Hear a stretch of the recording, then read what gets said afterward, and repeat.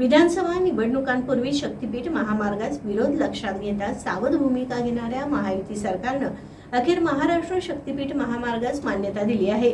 राज्यातील 3.5 शक्तीपीठ, 2 ज्योतिर्लिंग आणि पंढरपूर, अंबेजोगाई सहित 18 तीर्थक्षेत्रांना जोडणारा हा शक्तीपीठ महामार्ग आहे। कोल्हापूर जिल्ह्यातील 2 मंत्र्यांनी मंत्रिमंडळ बैठकीत शक्तीपीठ महामार्गावरून नाराजी व्यक्त केली।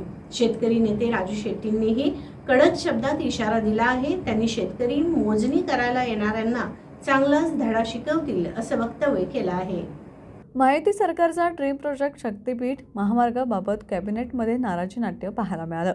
शक्तीपीठ महामार्गाला शेतकऱ्यांचा होणारा विरोध लक्षात घेता कोल्हापूर जिल्ह्यातील मंत्री प्रकाश आंबेडकर आणि हसन मुश्रीफ यांनी कॅबिनेटमध्ये नाराजी व्यक्त केली आहे। लोकसभा विधानसभेला शक्तीपीठ महामार्गामुळे मोठा फटका बसल्याने स्थानिक शेतकऱ्यांना विश्वासात घेऊन निर्णय होणे अपेक्षित आहे, असे मत कॅबिनेट बैठकीत या मंत्र्यांनी मांडल्याचे सूत्रांची माहिती आहे।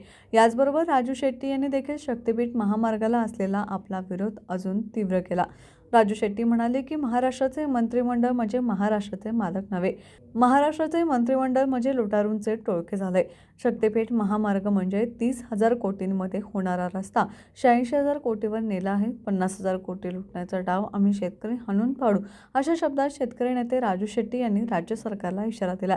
तसेच मोजणी करायला येणाऱ्यांना शेतकरी गोफणीच्या दगडाने धडा शिकवतील। शेतकऱ्यांनो, आपली गोफण आणि दगड तयार ठेवा। कोल्हापूर जिल्ह्याला महापुराच्या खाईत लोटणारा शक्तीपीठ महामार्ग आम्ही कदापि होऊ देणार नाही, असंही राजू शेट्टी यांनी म्हटलंय।